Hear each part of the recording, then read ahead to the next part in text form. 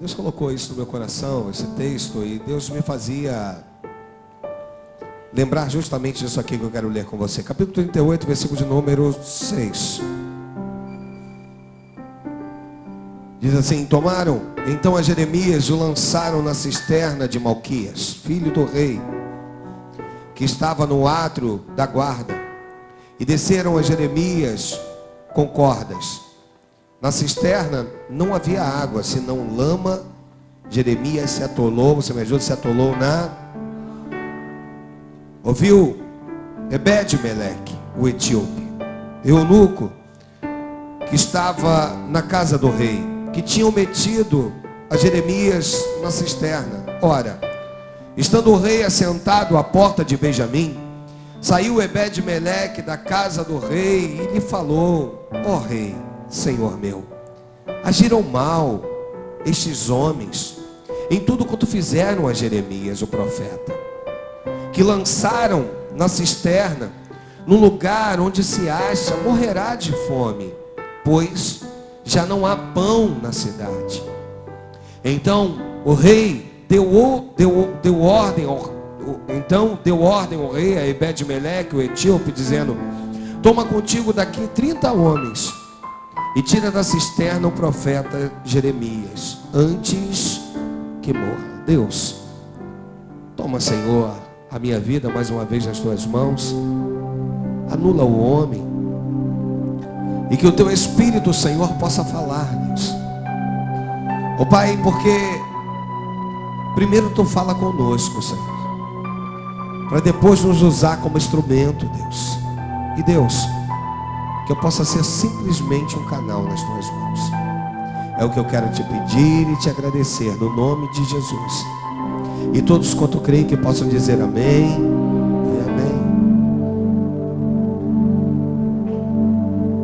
Esse texto narra exatamente o momento em que Jeremias mais uma vez profetiza, dizendo que era melhor que todo o povo se entregasse. Aqueles que se entregassem, esses receberiam então a condição de viver. E na verdade, quando Jeremias profetiza isso, aquilo para o rei estava sendo melhor digerido. Mas para aqueles que cercavam o rei, achavam que aquilo era uma afronta. E a Bíblia diz que esses homens então se levantam, se revoltam.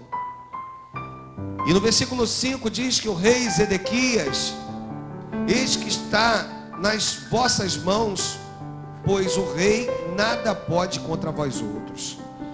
E a Bíblia diz que pegaram Jeremias uma vida inteira preso, uma vida inteira cativo, e pegaram Jeremias mais uma vez e o lançaram numa cisterna.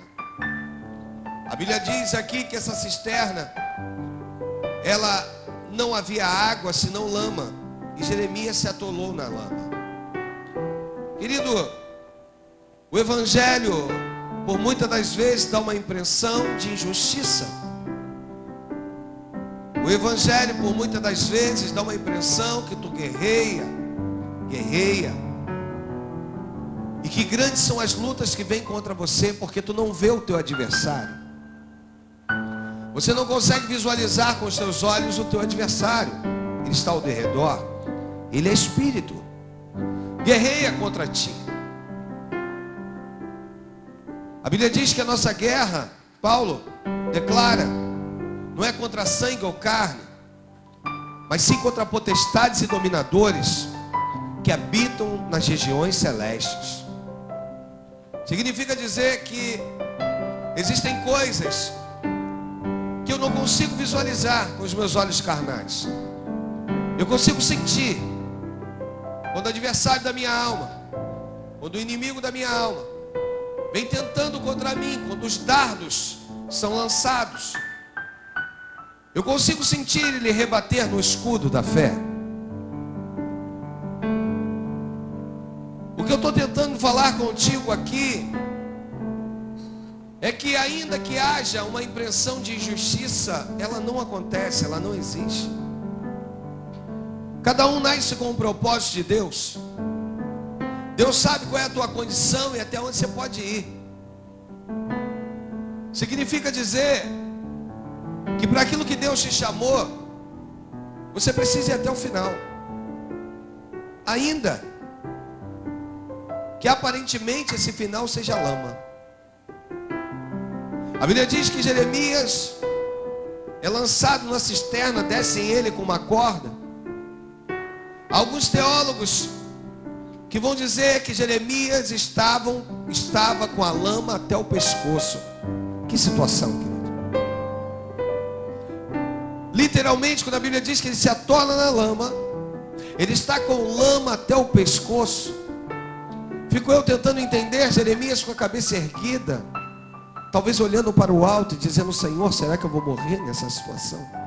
Será que eu vou morrer nesse quadro? Morrerei eu aqui nessa lama? Eu não vim hoje aqui para pregar sobre a forma que Jeremias foi salvo, porque tu sabes. O etíope decide pegar trapos, desce com aqueles panos emendados, vira para Jeremias e diz: Jeremias, lança-o entre os seus braços, entre as axilas, e amarra forte, porque nós vamos te puxar daí. E naquele exato momento Jeremias faz o que foi mandado, e aqueles homens então começam a puxá-lo. Retira ele da cisterna. Eu não vim aqui pregar sobre isso. O que Deus me manda dizer para você é sobre um homem chamado Ebed-Meleque. A Bíblia diz que ele simplesmente ouviu. Ele ouviu a injustiça que havia sido feita, e Deus introduz no coração dele um desejo de intercessão. Vai ao rei, intercede pelo meu filho. Eu não sei, querido, qual é o maior prazer da tua alma, mas eu posso te dizer que, biblicamente falando, melhor é dar do que receber. A Bíblia fala sobre Jeremias, lá cativo, preso. A provisão estava para acontecer na vida dele. Ele seria tirado, porque ele era homem de Deus, ele era profeta, ele era a boca de Deus na terra. Contudo, a Bíblia fala sobre um homem chamado Ebed-Meleque. A Bíblia diz que esse homem se importou. A Bíblia diz que esse homem, ele se compadeceu. A Bíblia diz que esse homem, ele vira para o rei: ó, meu rei, meu senhor, agiram mal a esse homem, agiram mal a esses homens em tudo quanto fizeram a Jeremias, o profeta. O lançaram numa cisterna, num local, onde se acha morrerá de fome, pois já não há pão na cidade. Ele vai diante do rei e intercede por Jeremias. Significa dizer, queridos, que quando a minha posição é a posição simples de Ebed-Meleque, Deus também se preocupa comigo. Muitos querem ser Jeremias, poucos querem ser Ebed. Muitos querem ser profeta, querem subir no altar, querem ministrar, querem fazer, querem acontecer. Poucos querem ser servos. Os servos são aqueles que estão preocupados com o seu Senhor mais do que consigo mesmo. O servo é aquele que está preocupado mais em obedecer do que simplesmente em achar que alguém precise obedecê-lo. O servo é aquele que precisa estar na posição atento, precisa ser o ouvinte. E ouviu Ebed-Meleque, ouviu que algo estava acontecendo, que uma injustiça estava acontecendo. E a Bíblia diz então que ele vai lá e intercede. Sabe, crente, a impressão que me dá que quando eu sou servo, a impressão que me dá é que Deus não está olhando para mim. Mas eu quero te dizer que no momento certo a provisão, e aí sim o cuidado de Deus contigo chegará. Jesus, ele vai lá, lava os pés dos discípulos. Aí chega na vez de Pedro, aí Pedro diz: Senhor, não sou digno que me lave os pés.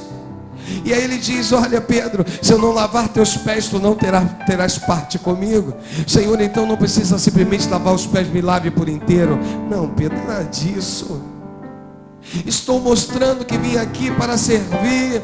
Jesus vira e pergunta quem é o maior no reino. Ou melhor, os seus discípulos para Jesus: Senhor, quem é o maior no reino? Quem será o maior?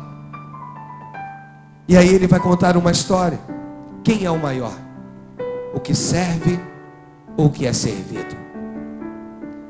Aí os discípulos: ah, Senhor, o maior é o que é servido.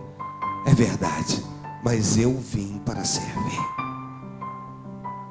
Significa que quando temos dentro de nós atribuído, quando temos dentro de nós arregado, aflorado, um desejo constante de servir,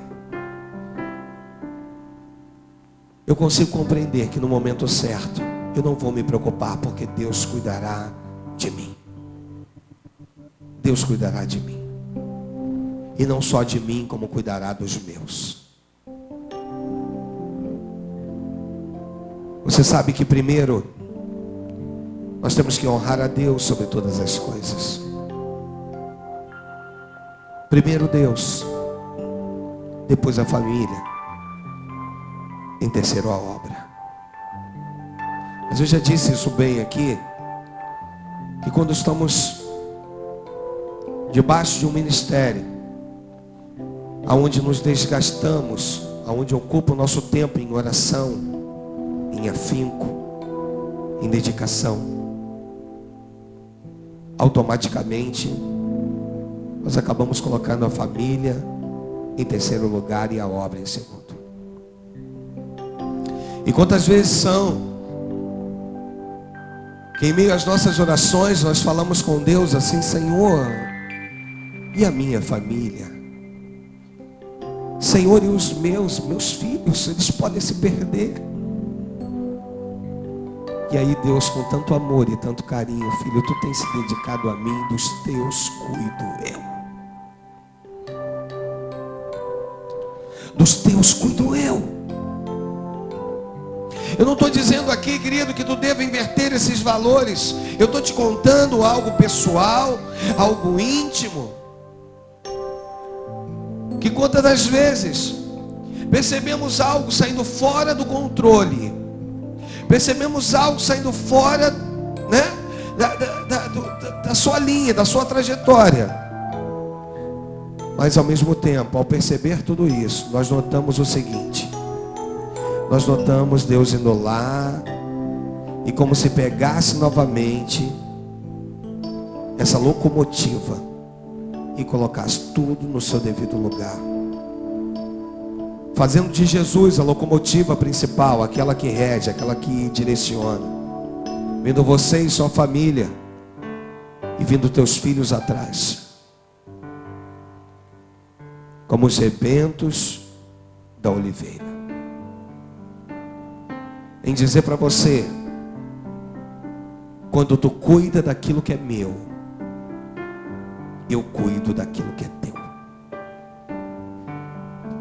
Quando tu tens sensibilidade de cuidar do que é meu,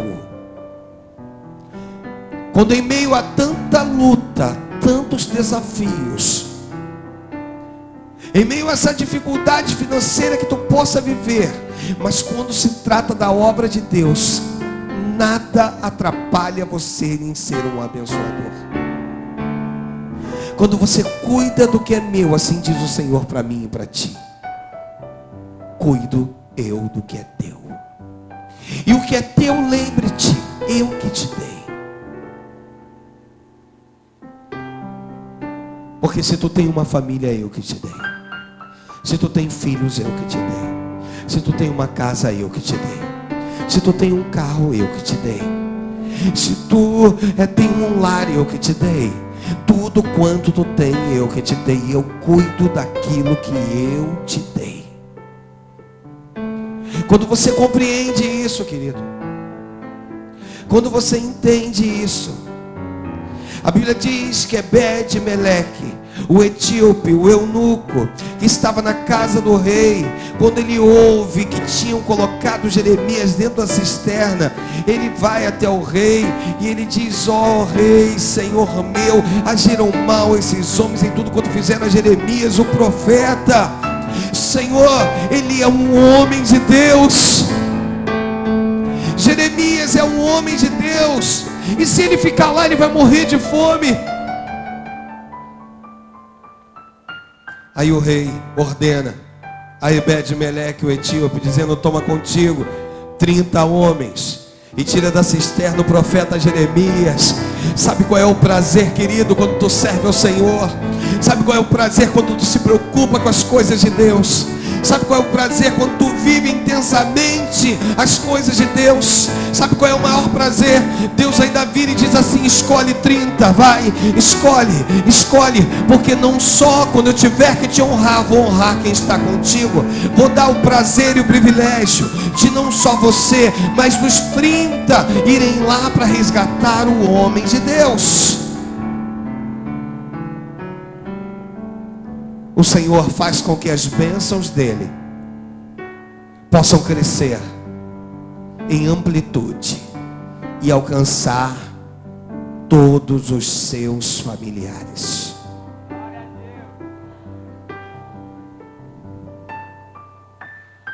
As bênçãos do Senhor.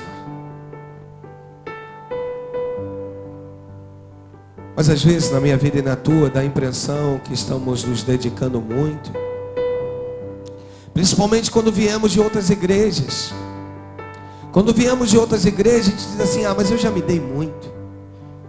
E olha o resultado: fui traído pelo meu líder. Eu quero te dizer que eu posso trair você sim, mas o Deus ao qual você serve nunca te trairá. Ele nunca vai esquecer de você. Ele nunca vai esquecer dos seus feitos na obra dele.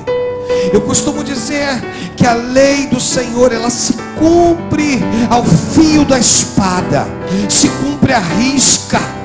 Que é tudo aquilo que tu faz para Deus no momento certo, Deus vem e te mostra: olha, lembra-te daquele momento em que tu se compadeceu da minha obra, se compadeceu dos meus, se compadeceu do anjo da igreja. Tu lembra? Agora chegou a vez de eu honrar você. Agora chegou a vez de eu te mostrar que eu sou contigo. Agora chegou a vez de eu te mostrar que te amo de uma tal maneira e te separei, e que agora eu vou mostrar para você que tudo quanto tu fez, que tu achou que era para o homem. Eu estava vendo ontem na televisão, e quando a palavra não é revelada através de um homem de Deus, eu gosto de deixar muito claro. Pastor Samuel, em São Paulo, ele estava declarando e me mostrou. Eu já preguei a passagem do irmão do filho pródigo de uma outra maneira, e ele trouxe ali aquela mensagem que eu falei: Jesus, que coisa tremenda. No momento em que o filho vira para o pai super alegre, super feliz, porque o seu irmão estava perdido e foi achado, estava morto e reviveu. E ali o irmão, quando vem e diz: pai, tu nunca me destes um cabrito.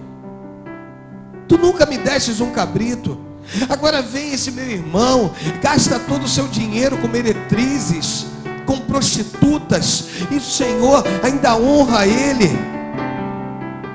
E aquele homem então foi usado para dizer que dentro das igrejas estão cheias de pessoas dizendo isso: eu fiz isso, eu fiz aquilo.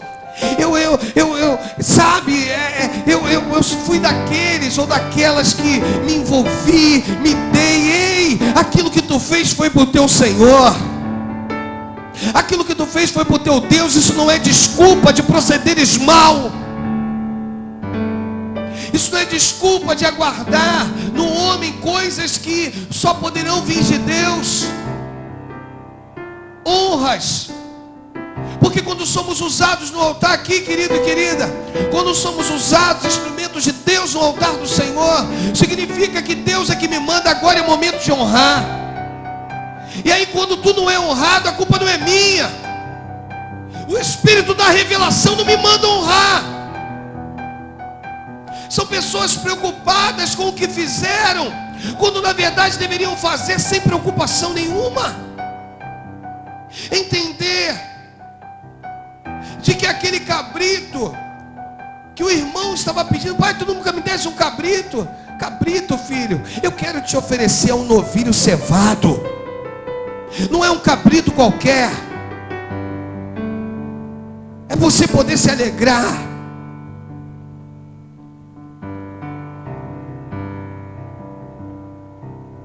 É quando não permitimos que Deus vá lá no nosso íntimo, na nossa alma e trabalhe lá dentro do nosso ser.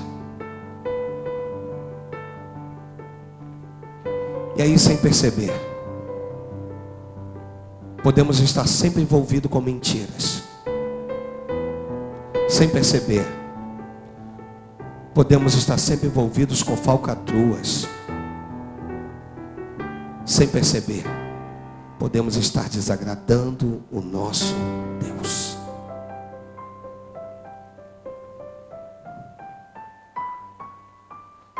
Jesus vai nos ensinar aquilo que a tua mão esquerda faz, a direita não precisa saber.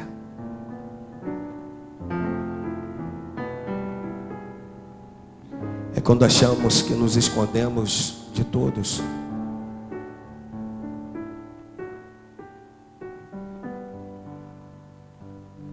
E não conseguimos, na verdade, nos esconder do Senhor. É quando não entendemos que a oportunidade que Deus está me dando e te dando pode ser única, exclusiva.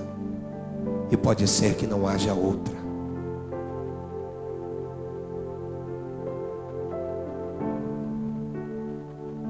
É quando eu preciso olhar para esse Deus maravilhoso e dizer: Senhor, eu quero ser apenas servo, ainda que dentro da cisterna, cheio de lama até o meu pescoço. Eu só quero ser servo.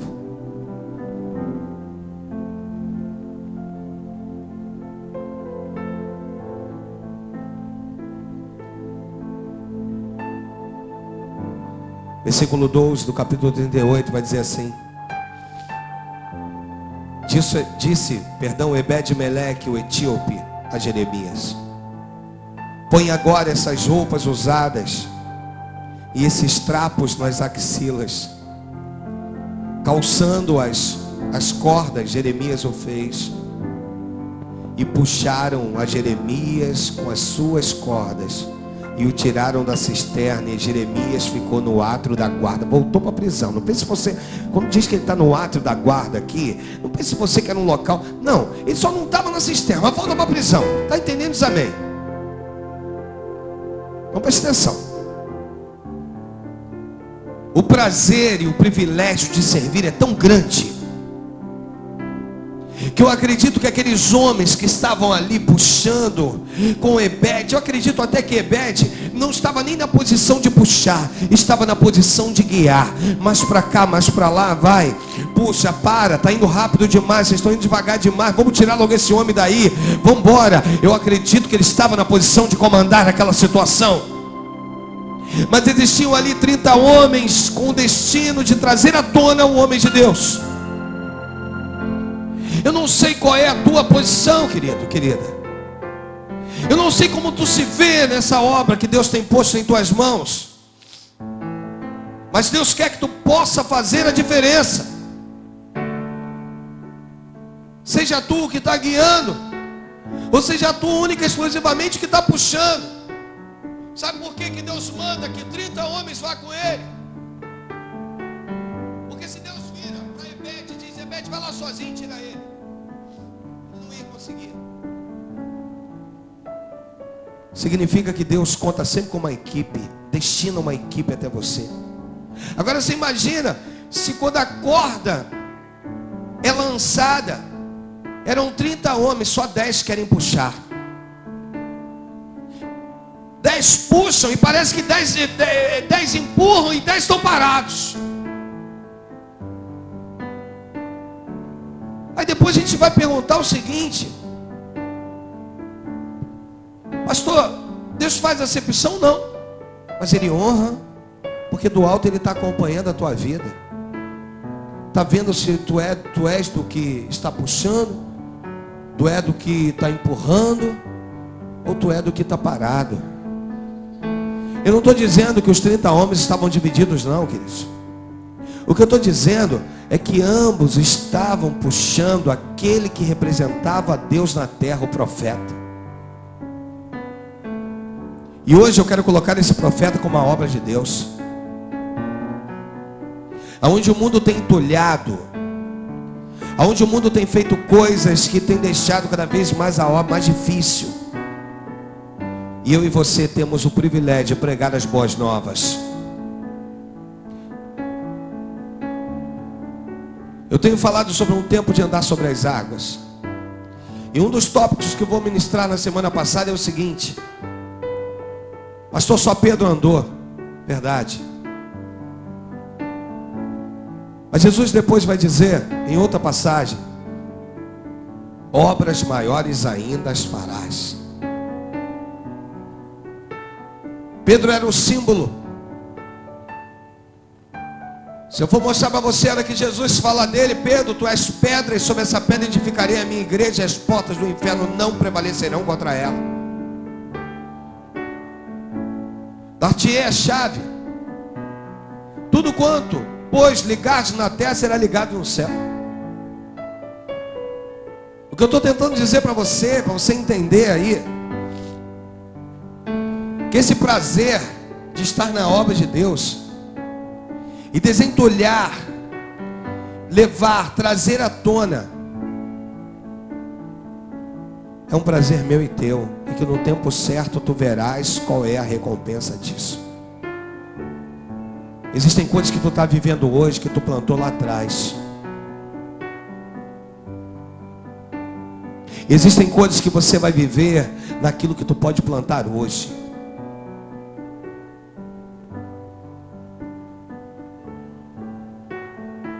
Deus manda te dizer que ainda não concluiu a obra que tem contigo, nem no meio dos teus.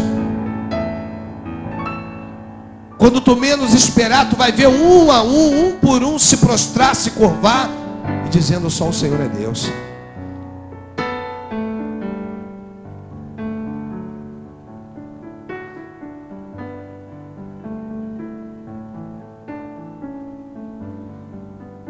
Eu queria muito, querido. Deus fala muito isso comigo. Ainda vai levar um período para que eu consiga ser exemplo nesse lugar. Não é exemplo de perfeição não, que o único perfeito foi Cristo. Mas exemplo de ousadia e de uma palavra chamada integridade.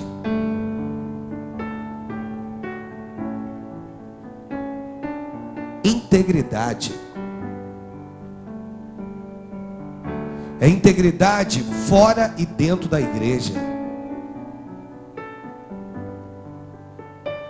E principalmente na minha posição pastoral, então, integridade é falar coisas aqui que não tem mentira, não tem conversa fiada. É pregar exatamente o que vivo.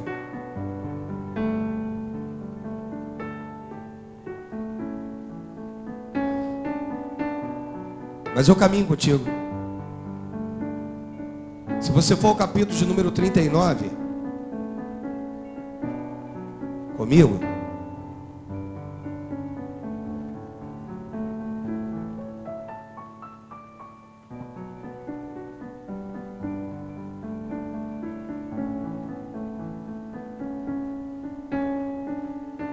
versículo de número 12.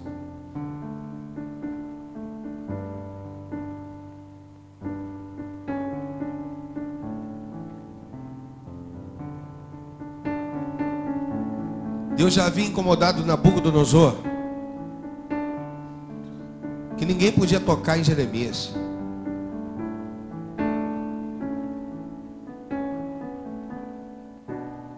Aí o versículo 12 diz assim: toma-o, cuida dele e não lhe faças nenhum, faz-lhe como ele te disser. O cara só vivia na cisterna, na prisão. Aí Deus já começa a introduzir no coração do rei da Babilônia. E os babilônicos eram terríveis. Não, em Jeremias não. Não toca nele e não lhe faça nenhum mal. Mas eu sigo. Versículo 15. Diz: ora, tinha vindo a Jeremias a palavra do Senhor, estando ele ainda detido no átrio da guarda. Vê bem, olha para o pastor. Estava preso de novo. Ou seja, estava lá no átrio da guarda. Estou achando que o átrio da guarda era um local. Mas não, era uma prisão. Ele saiu da cisterna e foi para a prisão. Ok? Entende isso? Então vai. Versículo 15. Ora, tinha vindo a Jeremias a palavra do Senhor, estando ele detido no átrio da guarda, dizendo: vai e fala a Ebed-Meleque, o etíope, dizendo: assim diz o Senhor dos exércitos, o Deus de Israel: eis que eu trarei as minhas palavras sobre a cidade para mal e não para o bem. Se cumprirão diante de ti naquele dia. A ti, porém, eu livrarei naquele dia, diz o Senhor. Não serás entregue nas mãos dos homens a quem temes, pois certamente te salvarei, e não cairás à espada, porque a tua vida será como um despojo, porquanto confiastes em mim.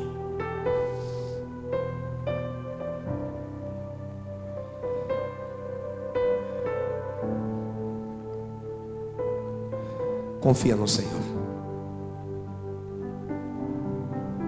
E no momento da luta, o Senhor vai dizer: ó, tu até verás tudo isso aí, mas nada irás acontecer contigo. Quer ver Jesus nesse texto? Aqui fala de um etíope eunuco, e aqui mostra a tipificação da graça do Senhor, que viria para aqueles que tivessem um coração aquebrantado em Deus.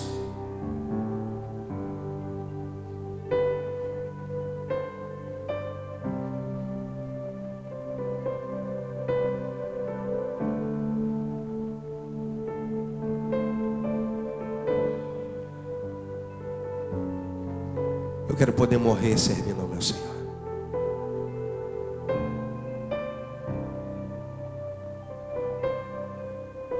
E um dia na glória simplesmente ouvir: bendito do meu Pai, venha para o gozo eterno.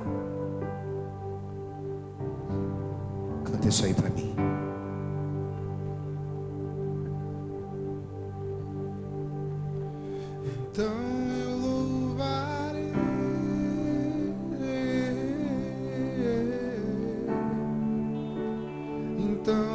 Senhor, se eu for simplesmente como Ebed-Meleque, eu já estou satisfeito, Deus.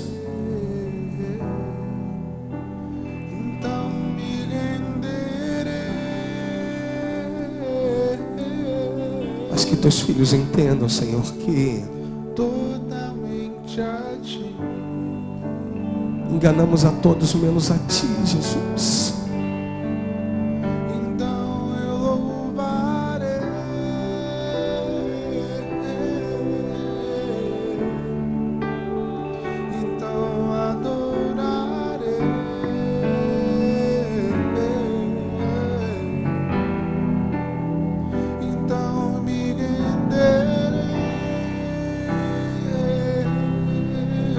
Vale a pena servir ao Senhor.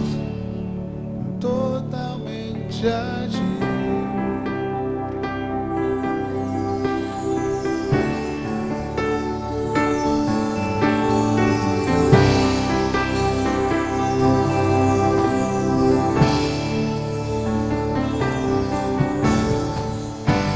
Tua presença é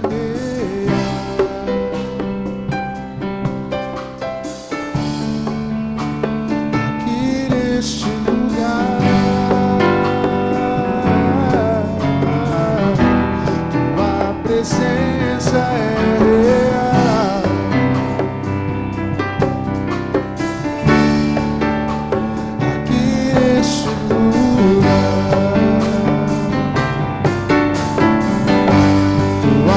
presença é real.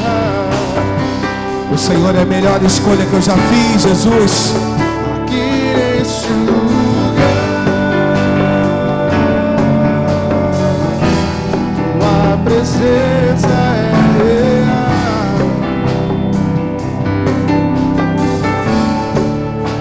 Aqui neste lugar,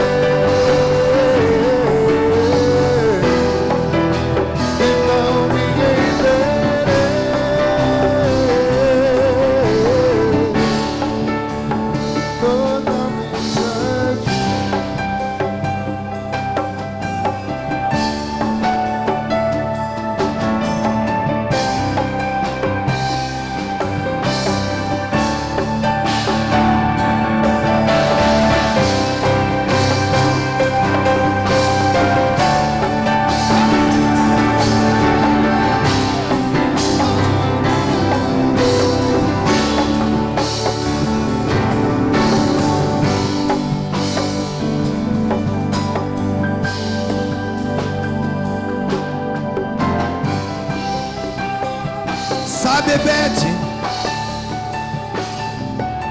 o Senhor vira para ti os Zebedes nesse lugar, somente para os Zebedes, e diz: a ti, porém, eu te livrarei naquele dia, diz o Senhor, e não serás entregue nas mãos dos homens a quem temes, pois certamente te salvarei, e não cairá a espada, porque a tua vida será como despojo, porquanto confiastes em mim. O que o Senhor vira aqui e diz é o seguinte: olha, Ebede, quando a Bíblia diz a tua vida será como despojo,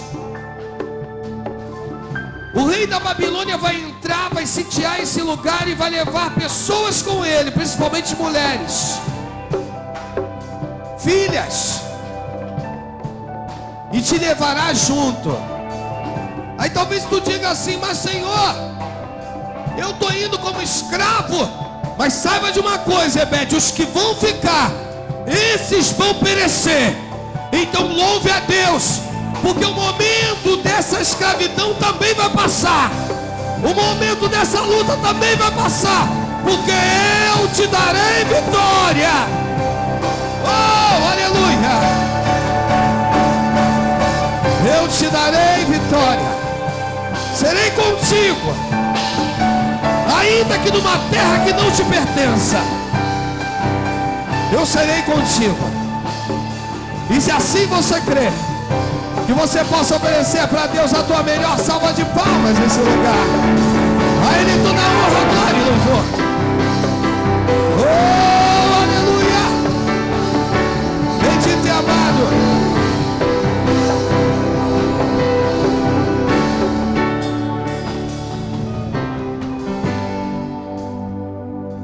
Eu sou servo. Você pode dizer aí: eu sou servo.